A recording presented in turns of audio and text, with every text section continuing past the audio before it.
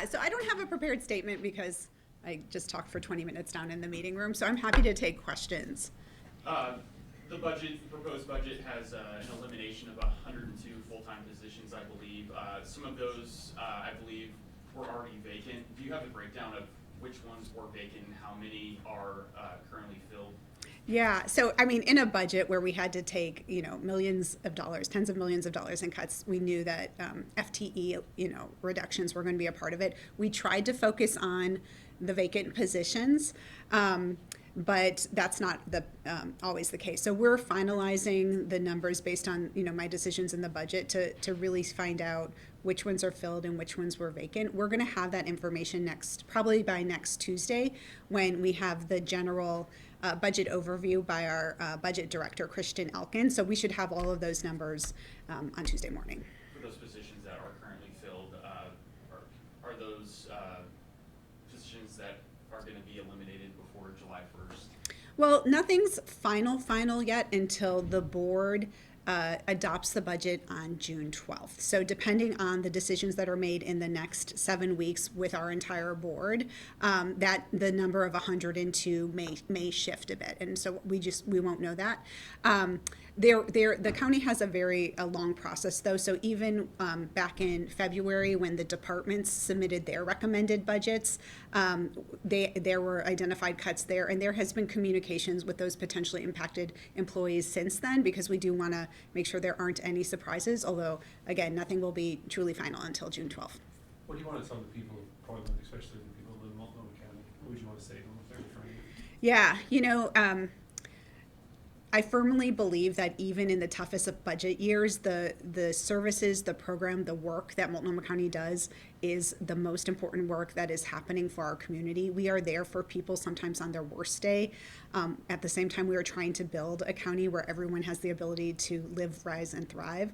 And so as I made the decisions about my budget, it was really about focusing on direct services to people, those critical services, the areas, whether it's in the health department or the homeless services department or our human services, where we really engage with people who need our work the most.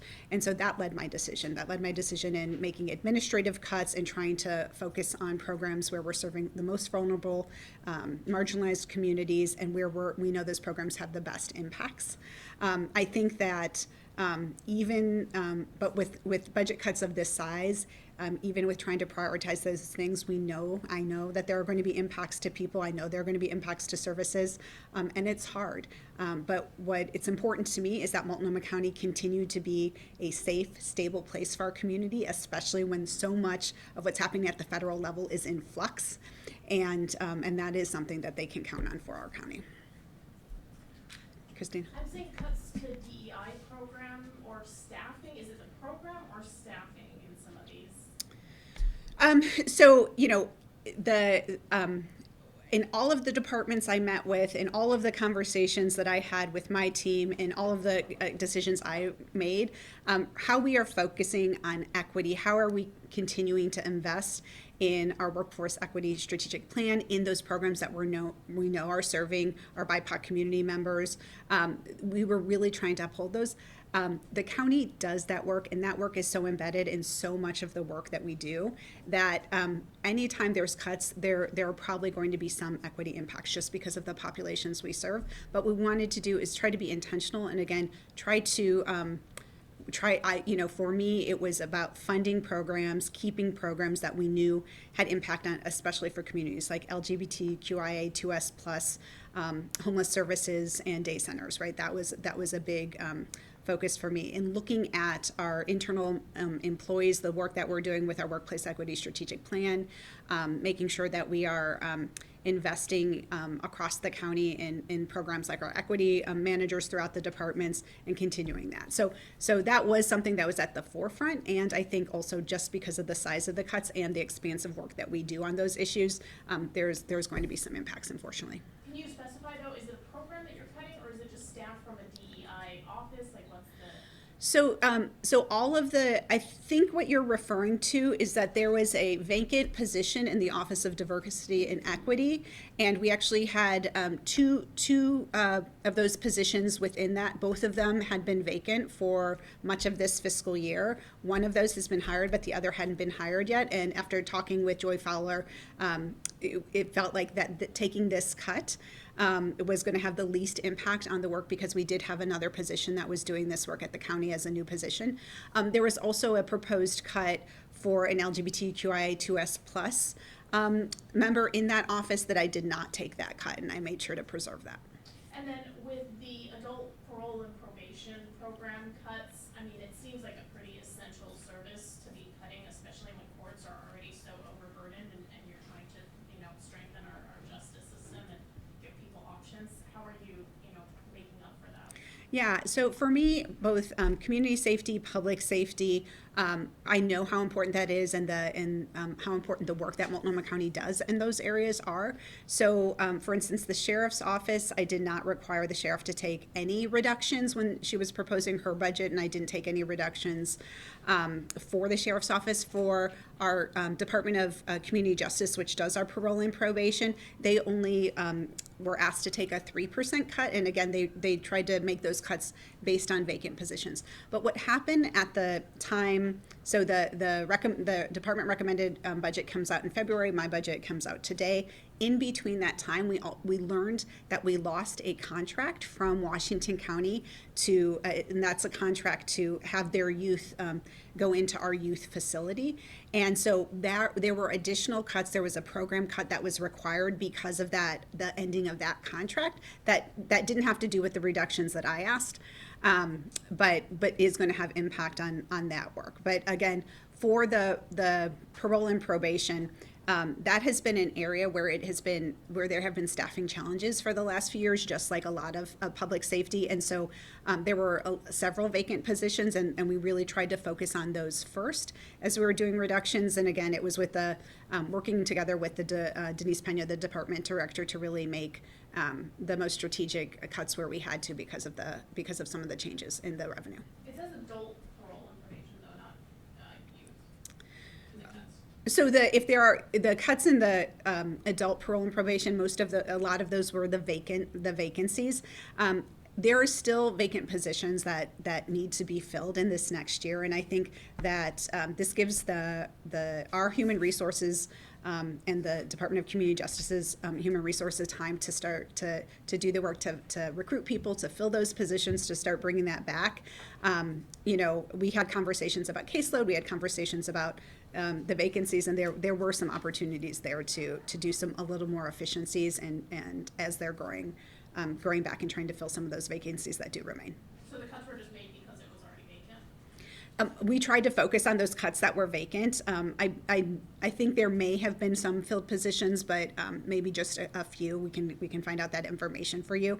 It was really on the vacant positions and where they could balance the caseload across the different areas of parole and probation and DCJ to make sure that cuts weren't going to have a very negative impact on the caseload and the workload for people who are doing the supervision. You talk about prioritizing direct services. How is that judged? Couldn't direct services be different for different residents of Multnomah County? How are those decisions made when prioritizing what you call direct services? Yeah, I mean, that's so much of the work that we do is direct services. So when I talk about that, I mean, what are those programs, what are those services that we are doing that really is where we're working with the public, we're meeting with the public, and again, really focusing on those folks who most rely on the county services, who maybe are the most marginalized or have the least other options to go to get those services that they're getting, and that's what we focused on. So, as I was looking at, there was a proposed cut for the STI clinic, which is a health clinic that really is the only one in the state that is providing that kind of health treatment to folks. That is a direct service that we are uniquely positioned to do. We actually serve people from outside Multnomah County who needs those services. So for me, that was something that we had to find a way to keep, even though the dollars that we're getting from the state and and other revenue sources to support that work has actually diminished over the last several years. I think this was a place where the county needed to step in. I always look at, where the need is geographically, like the needs in East County or in East Portland, because we know that there's a lot more need in there. So looking at some of the services and programs that affect people in those areas. And with the homeless problem still being what it is, mental health does play a role in that.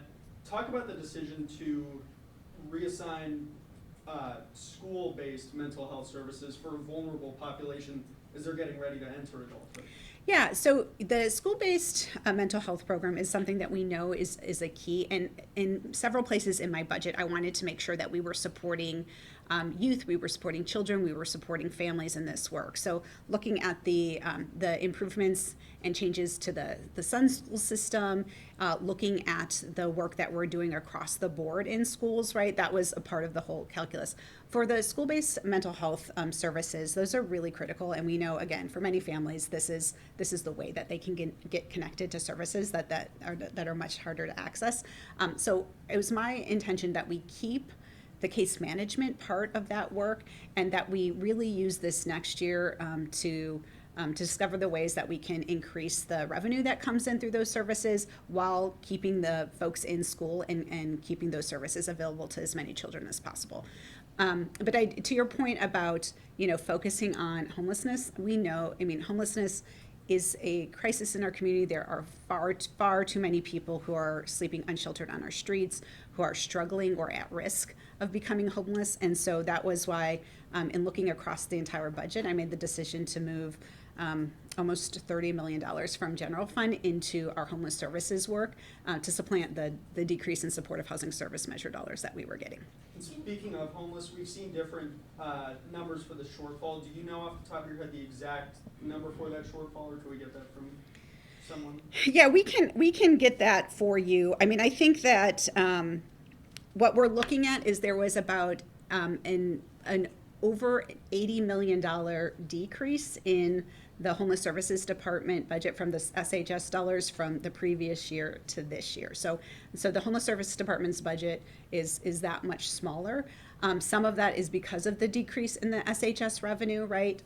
We were able to, I was, in talking with the department and working with the leadership there, we were able to use some of our reserves and contingencies to help fill some of that gap. So that was like originally a $104 million gap from the work that we're doing today to the work that we would want to be doing, next year's. So we filled that with some reserves and contingencies. Again, I moved a lot of our general fund dollars into the Homeless Services Department to backfill some of those SHS.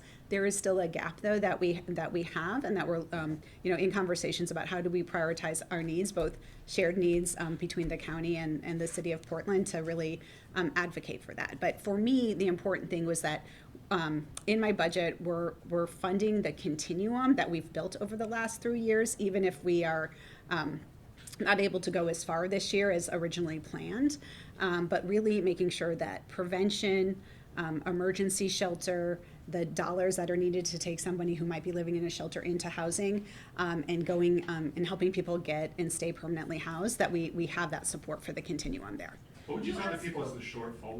Why is it so short? Like, what's going on? Since taxes are never higher, why is it so short?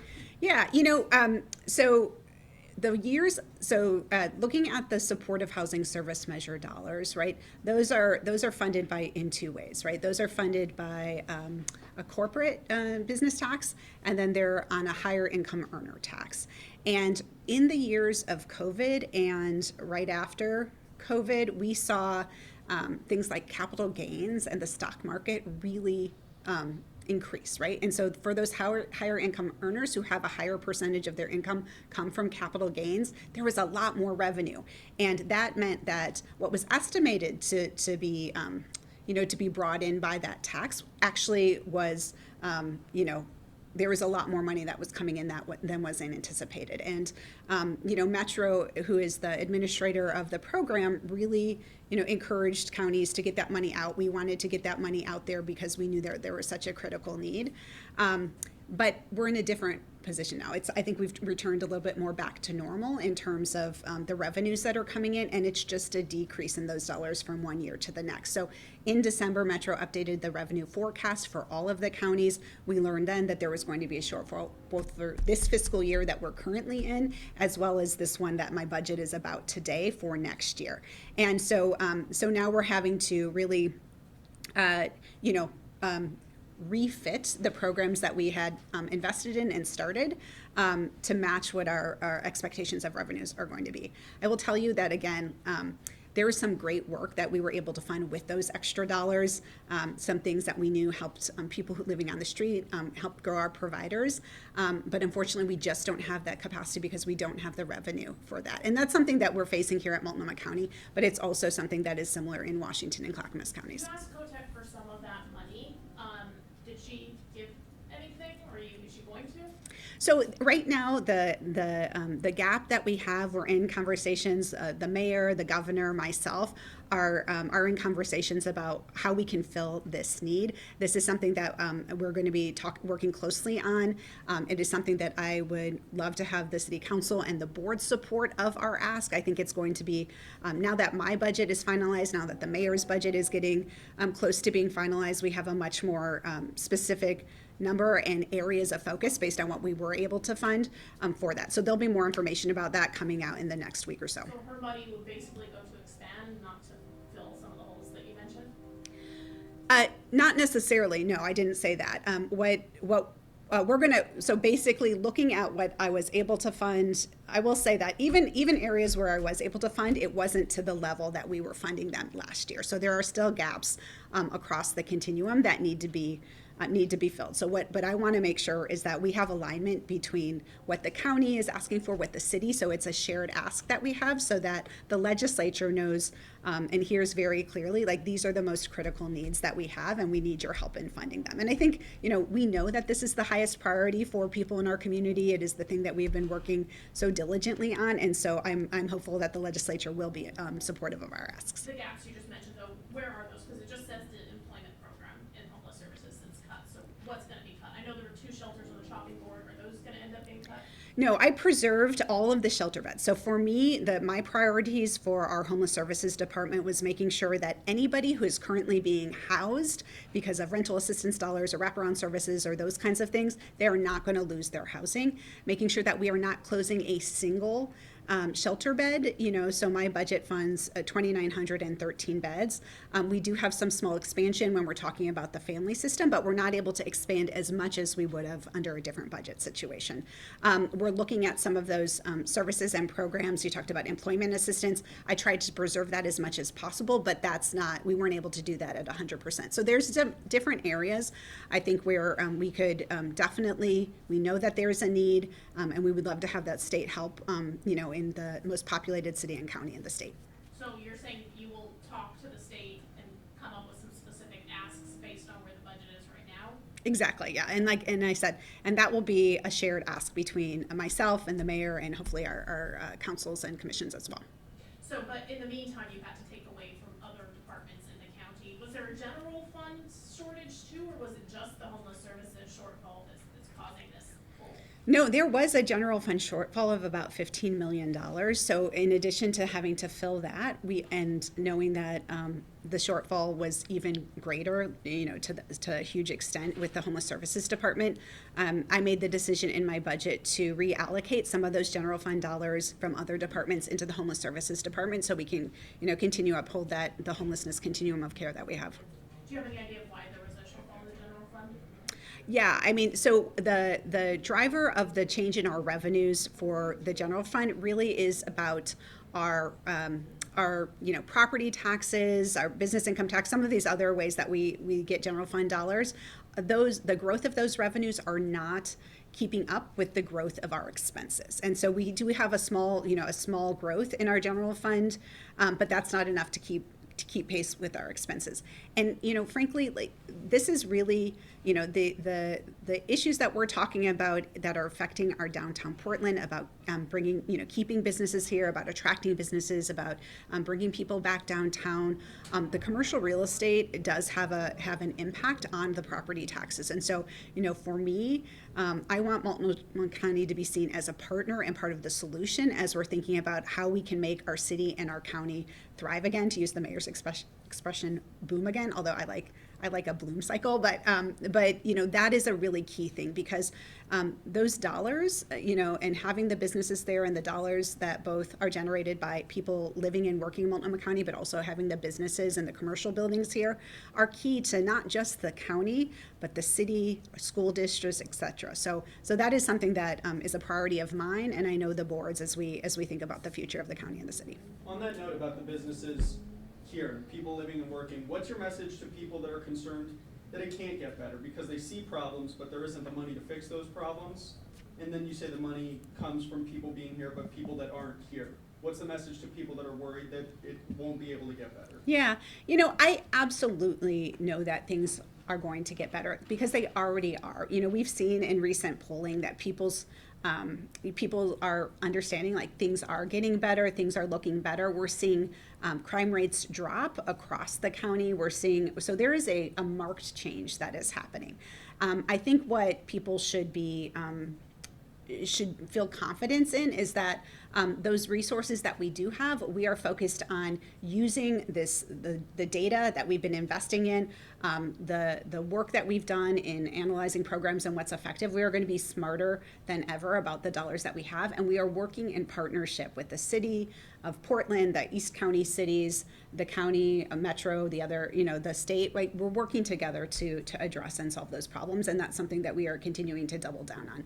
For me, the work that the county does is connected, whether we're talking about the crisis intervention we do around homelessness or folks who are in our custody and jail, to the prevention work that we do. And that's why across the board, for me, it was about preserving those direct services and, investing in those things that we know are going to have long-term positive impact on our city and our county. Can you talk about crime getting better and the commitment to public safety? So can you talk about the decision to reduce the district attorney's office budget? Yeah, so there was the only budget that didn't have any cuts in it was the Multnomah County Sheriff's Office budget, as well, and our corrections health, right? Those were the ones that were held harmless. Everyone else, including other public safety, like our Department of Community Justice that does parole and probation, had a 3% cut. So that was what the reduction that I asked the district attorney's office to put forward, and I took those cuts to about 2% of the budget from where they were. But again, before that work even started of taking reductions, there were about 10 or 11 positions, about $2 million worth of one-time only dollars that were rolled into the district attorney's ongoing budget. So we made sure that instead of having to fight for those positions, that was something that was just going to be guaranteed in his budget, not just for this year, but for all the years going forward. It is a hard budget decision. I mean, across the board, it's a hard budget year. We have had to make cuts. We have had to reduce programs, eliminate programs all throughout the county services. And like I said, everybody across the county had to do that, including the district attorney's office. And were those reductions likely not going to be taken without pushback from the DA's office? So you talk about this isn't final until June 12th. When people talk about complaints that they have or things that they want to see, how much can they expect things to actually change in this budget before that June 12th deadline? Can they expect to bring these concerns and actually see something change, or is this just formality? No, this is absolutely when the most important public part of the budget process starts, right? We did a lot of work in creating my budget to engage with the public. We had over 4,000 people respond to our survey. We had a town hall. But now we're going to have a chance to hear from the public on a regular basis. We have 3 public budget hearings scheduled for May that I encourage people to attend. It's where we're going to be hearing directly from the public in our board meetings. We're going to be hearing from the departments, and it's when the entire board, so myself and the other 4 commissioners, are really going to have a chance to dig in, ask questions, and make sure that their priorities are. So we're going to have a conversation. This is when we can have amendments to the budget that I've proposed. There's always changes that happen between when the chair's budget's released and when it gets adopted in June 12th. And I have I don't have any doubts that that will be the same here. We've already heard that the district attorney not pleased with this budget. Your thoughts? Yeah, I mean, I will say that there's probably a lot of folks and departments that are not pleased just because we haven't been able to fund, some of these critical services like we did. There were cuts that we had to take to programs that are really important to people across the board. There were cuts to programs that have an impact in areas of service that we know are important, whether it is health-related programs or human services-related programs.